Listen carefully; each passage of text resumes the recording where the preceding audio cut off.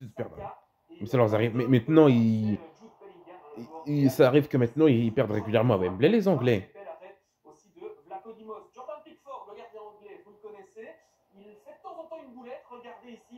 Mais qu'est-ce qu'il fout? Oh oui! Ah non, c'est pas but. J'ai parlé trop vite. Oui, c'est pour moi une des raisons pour lesquelles l'Angleterre peut difficilement gagner quelque chose avec un gardien comme celui-là. Pour moi, c'est pas possible. Les Anglais ont été C'est même pas but. investis Je et suis il même faut pas. Je suis céder surpris quand même. face à, plutôt à cause de Ah Gary oui! Higgins qui fait 0-1 en tout début 1-0 pour la de Grèce. deuxième mi-temps. L'infiltration d'un défenseur et puis par Higgins face à 3 Anglais, il parvient à se frayer un chemin et à marquer. On revoit une nouvelle fois sur le ralenti ce but. Jordan Pickford est battu un petit peu trop court le portier anglais et vous allez le voir aussi, moment riche, intense, en émotion, puisqu'il y a un hommage à George Baldock, un joueur né en Angleterre qui a été international grec et Oh, qui a été c'est très retrouvé beau mort ça. hier à son domicile. Il avait 31 ans, énorme moment d'émotion donc du côté de Wembley. Les Anglais vont marquer à la 87e minute de jeu via Jude Bellingham, une belle Oh! frappe placée, mais vous allez voir, on se dit que Dévié. Black peut peut-être mieux faire, même si ça vient vite. Ouais, ça vient vite. C'est dommage pour les Anglais. Appuyé, mais par contre, on s'attendait à Hum. quand même une meilleure Angleterre en Ligue des Nations. Oui, l'Angleterre Et... qui, on s'est dit à ce moment-là, Mais enfin, qu'est-ce qui se passe? Qu'est-ce qui se passe? Qu'est-ce qui se passe? Qu'est-ce qui se passe? Qu'est-ce qui se passe? Oh oui! Bien joué la Grèce.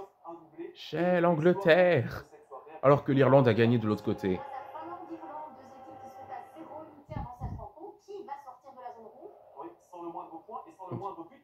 Bah j'avais raison, j'ai dit victoire de l'Irlande. Grâce à une erreur, une énorme erreur de la défense irlandaise, une erreur signée Collins, et c'est Palo qui fait 1-0.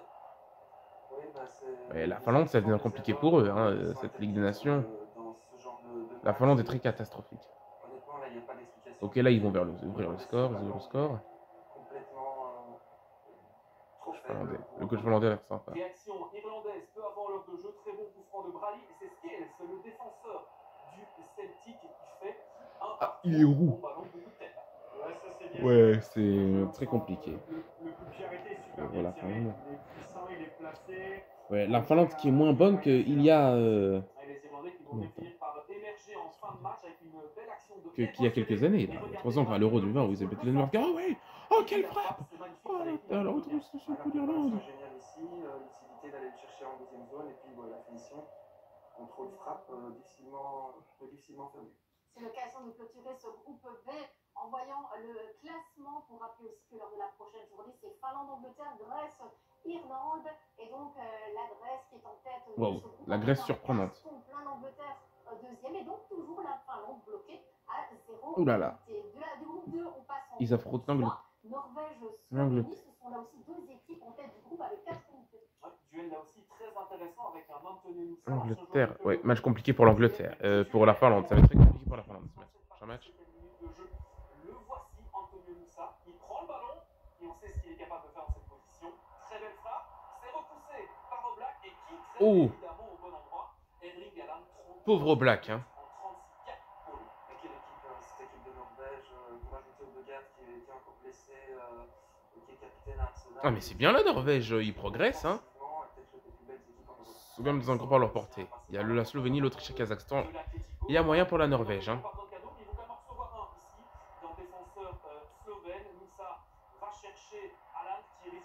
Je suis quand même déçu pour la Slovénie, hein.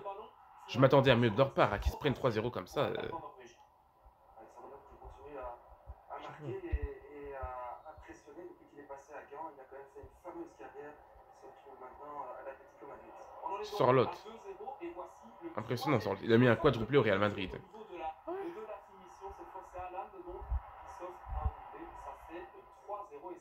Le score final de cette rencontre. Mais regardez le petit extérieur du film, ça, c'est magique ça.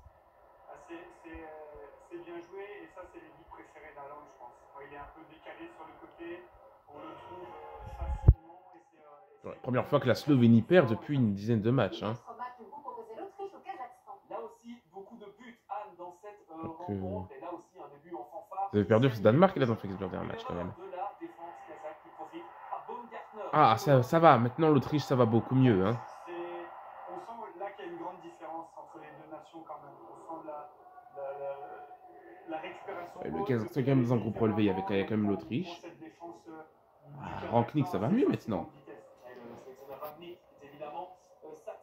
L'Autriche, comme la Norvège, la Slovénie. Minute de jeu, le corner de Schmitt, Lennart, le défenseur central, saute plus haut que tout le monde, tout simplement. Et ça vient un peu vite là sur Chatsky qui ne sait pas intervenir. Ça reste une équipe hyper physique, hyper athlétique, cette équipe d'Autriche. Oui, ça fait. Elle aussi capable de faire mal à beaucoup d'autres équipes en Europe. Mais ils ont perdu contre la Norvège, c'est ça ce qui m'étonne. Et ils ont fait nul contre la Slovénie. Marcel Sabitzer Sabitzer Sabitzer. Il était à Dortmund et quand il était à l'équipe avant, et c'est vrai que il avait du mal à Manchester, mais il revient bien en ce moment. L'Autriche déroule et voici un très beau but pour terminer avec la remise de la tête. Oh, quel but, quelle frappe. Seidel qui fait donc 4-0, c'est le score final. Mais Seidel Seidel. Un attaquant comme Arnautovic en pivot comme cela. Oh, quel beau but il a marqué. Vous avez pas mal de spectacles dans votre soirée, encore c'est pas fini. Bon, on va voir. Oui, on a eu du spectacle ce soir, je suis content. Tout ça, avec donc la Norvège qui est largement en tête de ce groupe avec 7 unités. Elle se déplacera en Autriche le 13 octobre prochain. Ça promet une belle affiche. Notre tour. Oh oui, hein. Oh, ça va être, c'est chaud. Hein. La Slovénie qui aura l'occasion de se rattraper face au Kazakhstan. C'est assez serré dans ce groupe avec 3 équipes qui se tiennent en une seule unité. Et c'est le cas de la Lettonie face à la Macédoine du Nord. Oui, un match qui avait lieu un petit peu plus tôt, sur le coup de 18h. Et la Macédoine du Nord va finalement faire respecter sa supériorité, en tout cas sur papier, avec un premier but à la 35e. Oui, les Lettonie. Les Lettons catastrophiques. Hein.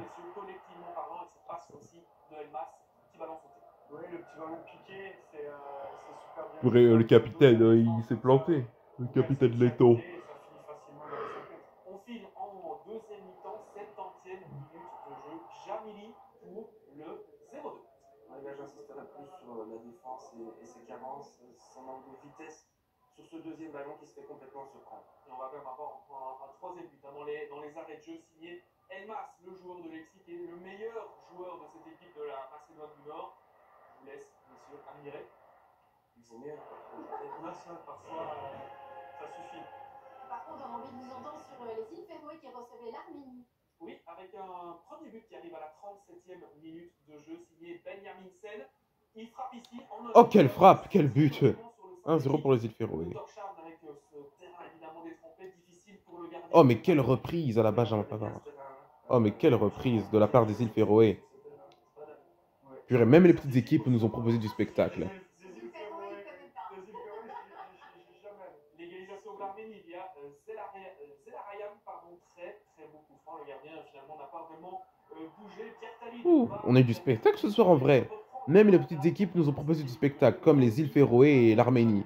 Yeah, îles Féroé. Ouais, c'est bien de rentrer à l'intérieur comme ça et de finir frappe cachée comme les attaquants font beaucoup en ce moment.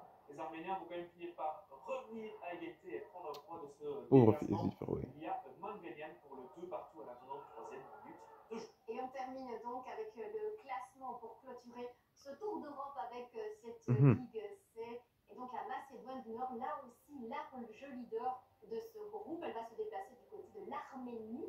Renaud, vous avez désormais une réputation à tenir, c'est qu'on n'est jamais déçu lorsque vous venez nous rejoindre sur ce plateau. Combien de buts ce soir? 25. J'en ai proposé 25 plus les 4 du direct, 29, c'est pas mal. Il y a quand même une petite déception, c'est qu'il nous ait pas parlé de Saint-Marin-Gibraltar.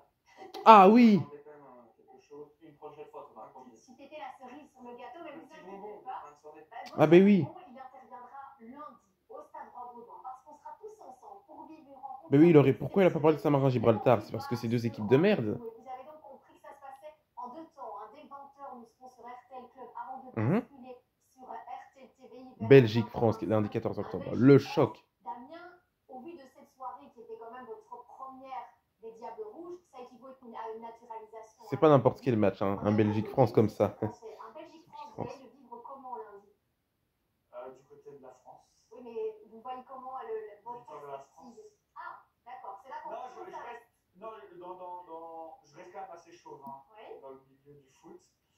Dans tous les clubs où je suis passé, voilà, j'étais le français en Belgique, ce genre de choses, même s'il y a une grosse communauté francophone à Charleroi, mais je restais quand même dans les clubs flamands, le français de la Belgique. Bon, Thomas, votre droit de réponse, lundi, on s'attend à quoi pour ce Belgique-France? Ben, on s'attend à une équipe belge qui va vouloir se reprendre de match aller. Oui. Et en espérant qu'ils s'inspirent de cette deuxième mi-temps où on a quand même pu reprendre confiance, certains joueurs en tout cas. Mais ça va être compliqué, il ne faut pas faire un dessin. Je pense qu'on est dans un moment très compliqué et Tedesco va de nouveau devoir nous montrer qu'il a les idées claires par rapport à ce qu'il veut. Oui, encore pas mal d'attentes autour de cette rencontre. C'est l'occasion de vous remercier pour cette belle soirée. Merci également, Renaud. Merci à toute l'équipe d'RTL Sport mobilisée ce soir. Et donc, on embarque tout le monde lundi prochain au Stade Roi-Baudouin pour vous faire partager encore de très belles émotions en direct sur RTL Club. Allez, on a eu du spectacle ce On soir. souhaite une très belle nuit et d'ici lundi, portez-vous Ouais, bien. merci vous aussi. Au revoir.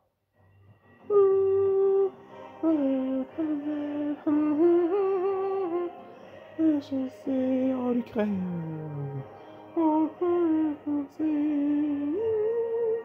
The Nations League.